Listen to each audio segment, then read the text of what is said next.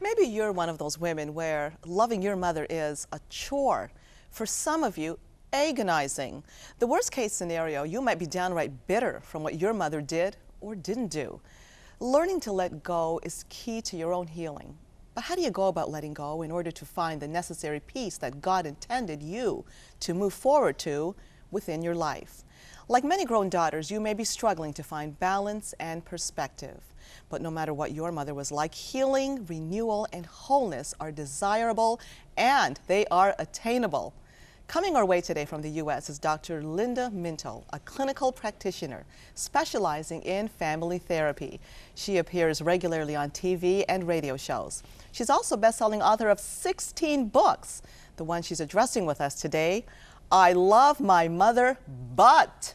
What a great name for a book. I think right there's healing. Well, it's so common if you think about it. We all do love our mothers, but usually there's that but. There's something there that we're always trying to work on. I know it's funny when I sat down. You're being nice. Okay, you're being nice. You're saying we all love our mothers, but I've heard people say, and I'm not joking here, okay? I hate my mother. Well, I think those are just feelings that we're having when we're having difficult issues. Which you address. Right, because when you really get down to it, every daughter wants to be validated, wants to be accepted, wants to have that unconditional love from her mom, and wants that bond. And that bond is so powerful, and it is so important that it's worth doing the work on your mother-daughter relationship to make it better. You know, you point out something very critical on what you just said there, that every daughter wants to be validated. In fact, you say in your book that that's one of the signs when you keep on drudging it up, even as an adult. Right. It's because you need to be validated, and you're still not healed, and you want her approval. We do, and then we never seem to let go of that because our parents are such important figures in our life growing up, and they really do set the stage. And this is why it's so important to work on it, because our relationships with our parents, particularly our moms as women, that sets the stage for all our other intimate relationships. So feminists say that we marry our mothers. Now, that's a little frightening to some people. I don't know if that's exactly true, but my mother, you know what, in many ways I did, and I have to say, because by my reaction just now when I said, whoa, I don't want people thinking that she's not happy she married her mother, but in many ways I did, and I'm happy. Well, we marry parts of our mother and parts of our father, and as we're growing up and we're identifying with our moms and we're learning how to be women from our mothers, there are parts of them that are inside of each of us, and unless you begin to realize that pretty early on, you're going to really struggle. Because once you realize that there are parts of your mother in you, then you can look at those parts and say, do I want to keep that as a great healthy pattern in me, or do I want to make changes in that? Your book makes it very clear how damaging it is for an individual to not be able to let go and forgive the past hurts and woundedness that may have been experienced from mother. Well, forgiveness is a huge thing right now in psychology. It's interesting because it's obviously a very biblical concept. Yes, it is. And what's interesting about forgiveness is that it's not an option. It's clear in the Bible that we are to forgive. It's a command. And God says if you don't forgive others, He doesn't forgive us. So one of the things we have to do is make a decision to forgive. And when we're doing that, it's not the easiest thing in the world sometimes. But I always tell people, you know, make the decision to forgive. Engage your will, engage your mind in forgiveness. Your feelings will come along.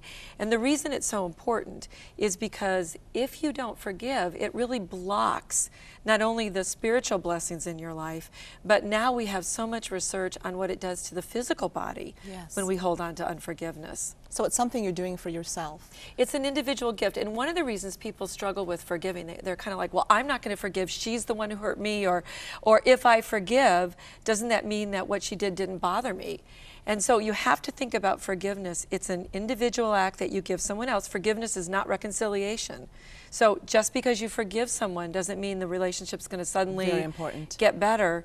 It also does not condone what somebody did, and it doesn't minimize the impact of what someone did. So I think if you can get past those things and say the fact that I'm forgiving my mom, it doesn't mean that it was okay what happened, but it does mean that I'm going to be able to move on in my own relationships and in my relationship with her. Many people do struggle with that notion of forgiveness. Well, you don't know what my mother was like, as the name implies, I love my mother, but something critical that you make sure and cover in your book, and you do it thoroughly, is not only what forgiveness is, but what forgiveness is not. Right. Right, and it is not, again, saying that everything was okay or it was okay to do certain things to me or that I wasn't somehow hurt by what happened in that relationship. So, I mean, I've been a therapist for 30 years. I've probably heard every story of horrendous things. And when I did a little social media contest with the title, and I asked women to complete the sentence, "I love my mother, but," and I got everything from just horrendous things that happened to just very small, innocuous things that every mother-daughter sort of struggles with, just the normal tension.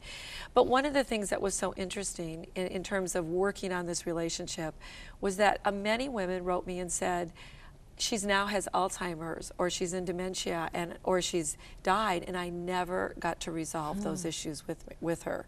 And so I just wanted to let people know who are watching that I included in there ways that you can still do the forgiveness, still work on that relationship, even if your mother is no longer to cooperate in that process. Now, resolving those issues, for those that are watching here today, some of these issues seem insurmountable to you. In fact, maybe you're saying to yourself, well, I've tried to resolve these issues, but every single time I've tried, some trigger came up that just landed me in a worse position than before I tried. Something you address in your book. Well, here's the big principle that people have to keep in mind. You cannot change your mom. And so many of us focus on that. We're always like, well, if she just would do this, or if she would just treat me differently, or if she would respond. You got to get off of that whole bandwagon. You've got to stay with, I can't change her, but I can change my reaction to her. And when you change your reaction, it changes the relationship. So the important part is to look at, how do you respond? How do you deal with conflict? How do you deal with anger? How do you deal with your emotions? Do you set proper boundaries on the relationship? Are you being assertive? All of those responses, if you focus on what you do, most of the time it will change that relationship, because it can't go back to the old way. But empathy is a powerful tool, as you indicate, because for some, and we're in a multicultural society, some it's cultural, some it's to do with being geographic, some it's just a generational difference, and these are critical issues that you pinpoint as being important in drawing that empathy. If you start to look at your mother as more than just this person who's supposed to give you things all the time, and you start to actually appreciate her as a woman, you do begin to think about the generation that she grew up in and how different the society and the culture was for her. You know, I'm in my second generation German. I'm trying to think. My dad did come from Germany. So I have a lot of German in me and in my family. And there were certain things as Germans that were very important coming over from Germany that are not as important to me as someone who grew up in America.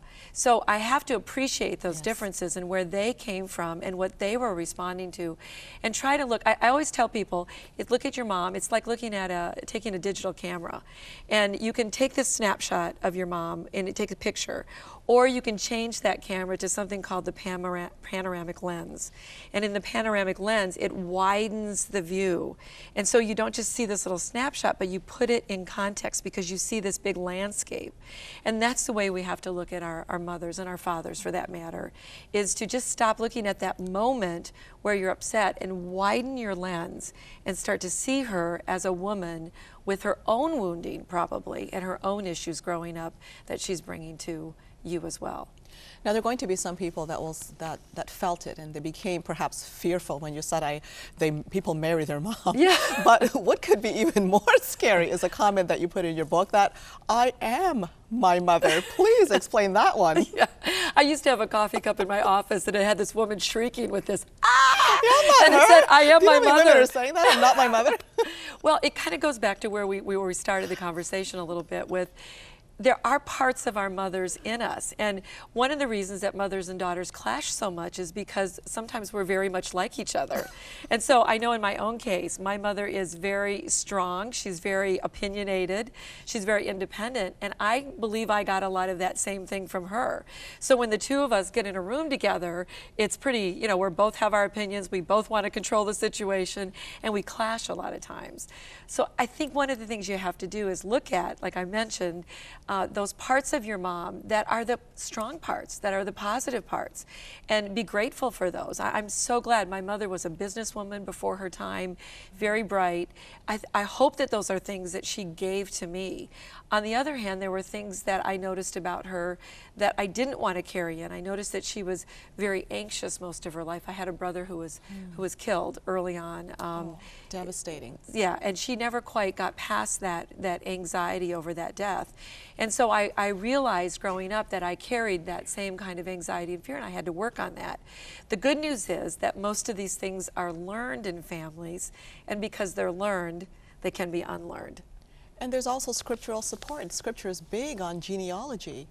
One thing I'm hearing that the message that you're giving today, which I think is very, very critical to take away, is looking for the good in your mom. Because every mother, no matter how much she's hurt you or how lousy she might seem to be to you, there is goodness in her. And most moms don't want to But would hurt it not you. take, it takes a lot of your will to be able to see that good, especially if you were one of those daughters that was perhaps abused in your life, to be able to see that good, that forgiveness. It's hard, but when that happens, but you have, again, if you look at the generation or look at her own life, typically in abusive relationships, you'll see that your mother didn't get the things that she needed. She wasn't treated in a way that was helpful to her either. So if you begin to look at, no moms really, unless they're very, very disturbed, want to do things to damage their daughters. Most moms want to be good moms. And the biblical instruction is that we have to honor our mothers. Yes. And so I don't read in the Bible where it says, it's okay if you don't honor your mother if she hurt you. The scripture says to honor. So sometimes in those horrible relationships, and we'll have different holidays come around and where it makes it more difficult, particularly Mother's Day when that comes around. I tell daughters who have had very difficult relationships, maybe the only thing you can honor her for is having you. Maybe the very fact that she gave you life and that she made the decision to have you, that's maybe the one thing you can scribble a little note, send her a note, so thank you for the decision to have me. It's one little thing, but it's a way you can honor your mom. And then certainly, with most of us, there are many more things that we can find that we can give honor to her. Do you recommend writing things down, writing down steps? Because, there are those that, even to entertain some of this, might be so painful. Is this something that you recommend that people do on a regular basis, your clients? I do, and I actually put at the end of every chapter questions that you can work on with your mom, or questions that you could work on if your mother isn't willing to work with you or isn't available to work with you. So I think it helps to take this step by step, looking at things like your expectations. Sometimes just writing down, what are my expectations from my mom? Or looking at the areas of conflict the two of you have had, or how you're different, or how you work together or don't work together well, and then start to develop those goals, and then maybe one by one take those and work on those step by step. I want our viewers to have a look at that book again. I love My Mother But. Practical help to get the most out of your relationship. This book is a handbook. It is very practical, and the note that I'd like to close on today is a biblical note. Your book is so practical that you follow these guidelines. They're instrumental. But what scriptural passages will you recommend for our viewers watching to assist them in that spiritual process of renewal? The number one is to honor your mother and father, and that it's one of the few promises that comes to us with the promise of a long life. So there is obviously some emphasis put on that in terms of living your life well. And I think the other scripture is to forgive those that have hurt you. And it's very difficult to do what Matthew 5:44 says, to love your enemies, to pray for those who have cursed you, to bless those who have cursed you, to pray for those who have despitefully used you. If you're in that relationship where it's been very difficult, follow those biblical guidelines. Everything I say in there that is based in psychology goes with the scripture, because the scripture is our ultimate authority for how we are to interact with one another. You must have seen amazing deliverances happen. Absolutely. In your 30 years. There's healing for practice. this. There's healing for this, even in the most difficult. And that's the message. It's a message of hope that you can have a relationship with your mother that is honoring and that brings healing to both of you. Dr. Mintle, I want to thank you for blessing us and coming our way. Thank you for having me. We're going to be back after this. Stay tuned.